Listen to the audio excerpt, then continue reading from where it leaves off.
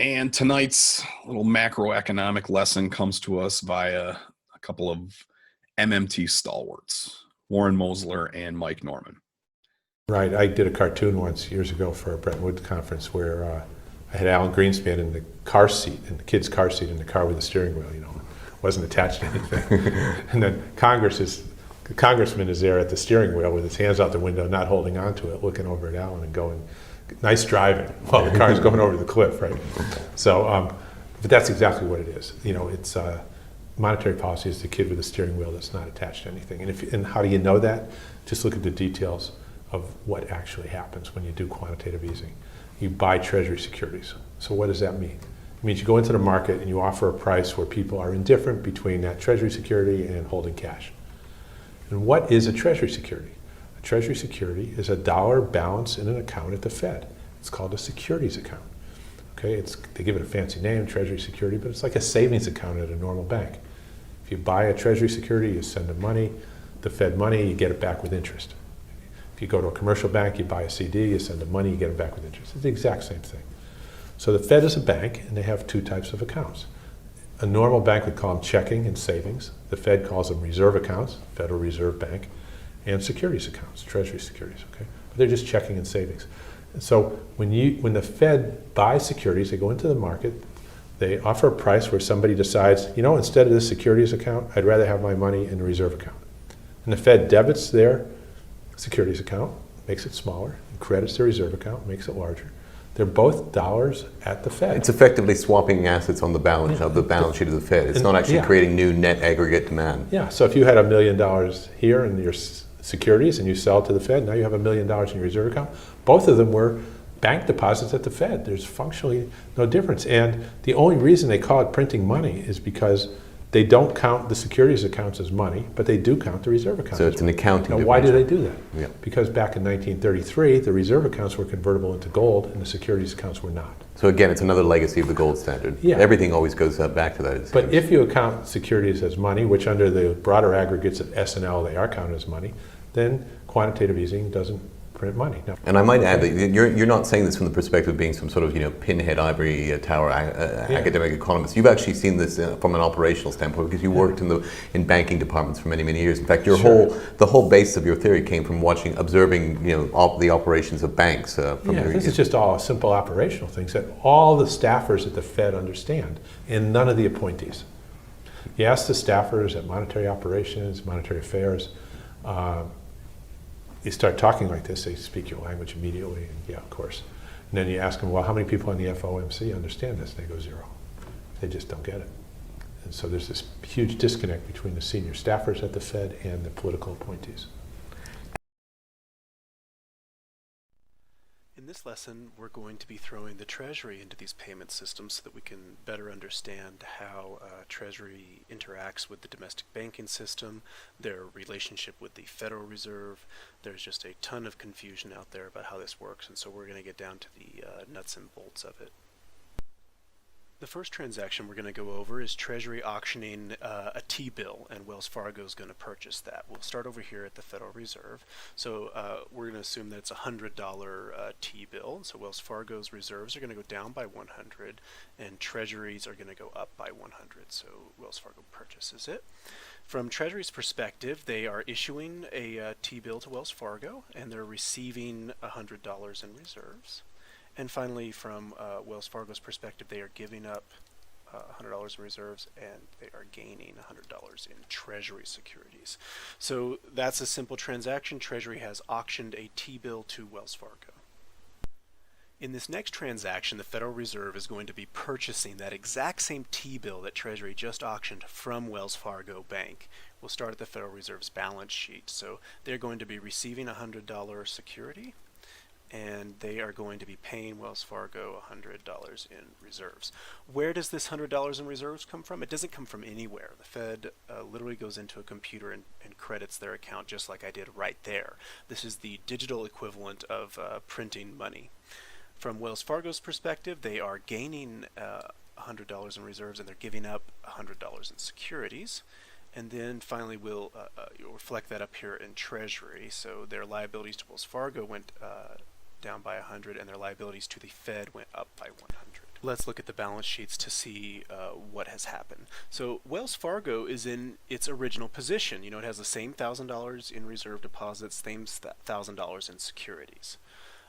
From the Fed's perspective, they have acquired $100 in Treasury securities, and their liabilities to Treasury have gone up by $100. And from Treasury's perspective, their liabilities to the Fed have gone up by $100, and their reserves have gone up to $100. The key point to understand about this is that when the Treasury pays off debt to the Federal Reserve rolls over the principal and returns all of the interest to Treasury. Okay, so Treasury pays the Fed returns all of the profits and principal to Treasury, and so this is a net zero effect. Okay, so liabilities held by the Federal Reserve are not really liabilities of the Treasury at all. They become income for the Treasury. Okay, so once we understand that these two cancel each other out, what we really are left with is the Treasury receiving $100 in reserves. Okay, Wells Fargo's in its original position. The Fed has printed $100 for Treasury, and these liabilities cancel each other out. And so what I've demonstrated with these two transactions is how Treasury prints money into existence. Okay, it issues debt, and then the Federal Reserve purchases that debt. And every time the Federal Reserve purchases that debt, it's the equivalent of Treasury getting printed money. What really separates it is that the decision to purchase that debt is a decision of monetary policy, and so it's determined by the Federal Open Market Committee, which is different than the fiscal budgeting process. Another interesting concept to grasp from this is the Treasury, at this point in our flow of funds, the Treasury has printed money and it's holding on to it here with $100 in reserves. Has it increased aggregate demand? That's an interesting question. Has the money been spent on any goods or services? Well, the answer is no, right? And so the Fed has essentially printed money and it hasn't been spent yet. So when the Federal Reserve is monetizing Treasury debt, they're dealing in reserves up here, and reserves we know don't circulate in the general public. They don't circulate in businesses. They're the only people that transact in reserves are Treasury, Fed, and banks. Okay, and so at this point in the transaction, aggregate demand has not been increased. And so what actually increases aggregate demand? How do you get the dollars in circulation? Well, Treasury goes and spends it. Okay, it's actually fiscal policy that injects the money into circulation. Let's assume that Treasury wants to spend $100 on the defense contractor down there. We'll start at the Federal Reserve's balance sheet. Treasury is going to give up $100 in reserves.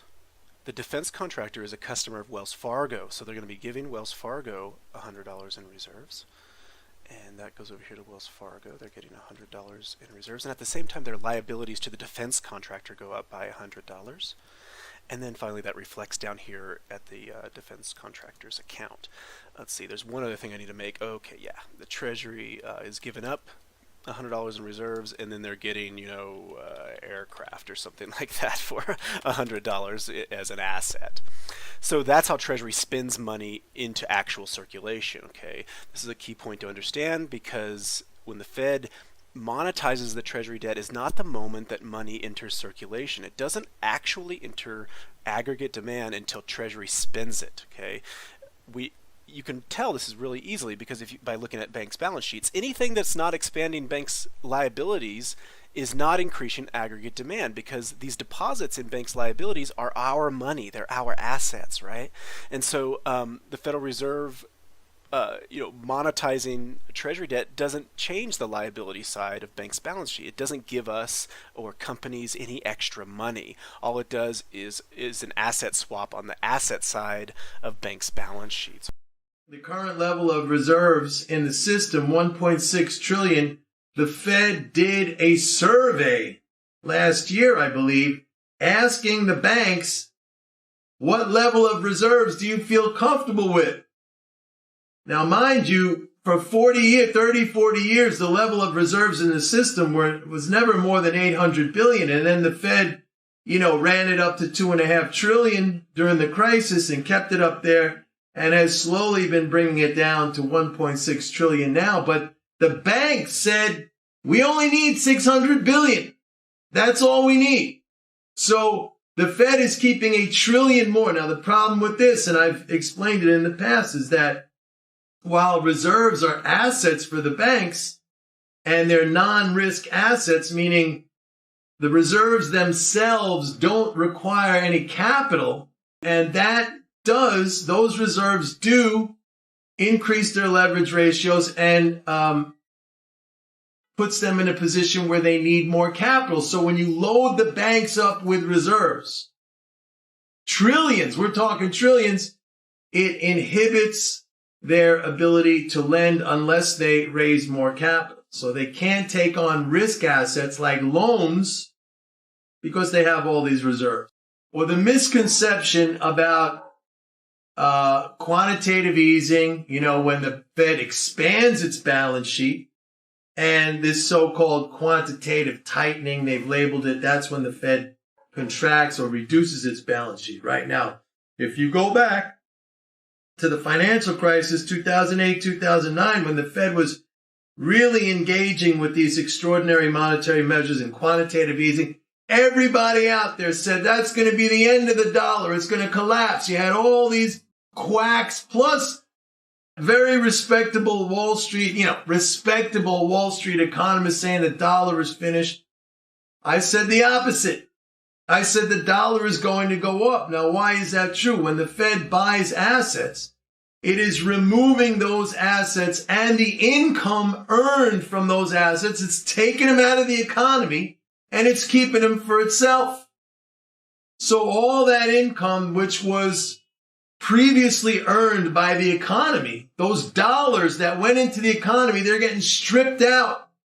And they go into the black hole of the Fed's own account. They're taken out of the economy. So that's bullish for the dollar. You're literally removing those dollars from the economy. And of course, what we saw after the initial spike down in the dollar went on this long-term rise, which I called. I did the video in 2009. I said the dollar is going to go on a long-term rise. Now, what about the reverse? What's happening now with the balance sheet reduction? So think of it. It's the opposite. Instead of taking out those assets and keeping the income for itself, the Fed now allows those assets to remain in the economy. They let it roll off of their books, so it remains in the economy, and the economy earns that income. It earns those dollars. It is functionally a fiscal expansion. The money flows into the economy. The dollars flow into the economy. Billions upon billions, hundreds of billions now in interest income earned in the economy. So it's a fiscal expansion. Now, all of these quacks and these kooks, they all think now that this is bullish for the dollar. It's not. This is they're printing money. They're printing money. This is the printing money that all these goofballs were talking about during QE, which was never printing money, all right? This is it. So, yeah, you have the initial zombie, misinformed reaction of everybody buying the dollar because they're thinking, oh, quantitative tightening, right? It's not a tightening. They're putting all those assets back into the economy. They're leaving them there. Let the economy earn those dollars. It's an expansion of dollars.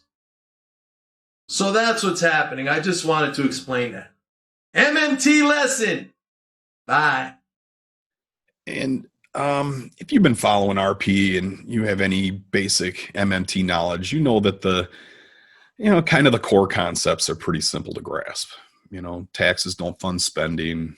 The government obviously doesn't need our taxes to fund things. And when the government spends, there's not a nominal constraint. There's not like a shortage of dollars or where to get them from. It's more like a real resource constraint and a risk of inflation, not running out of money, but a risk of not having enough resources in the economy to cover the amount of spending, I guess. And that's pretty simple stuff. And a lot of it's pretty basic, but it starts getting a little foggy when we get into things like the Federal Reserve and its role and Treasury securities and reserve banking, that kind of stuff.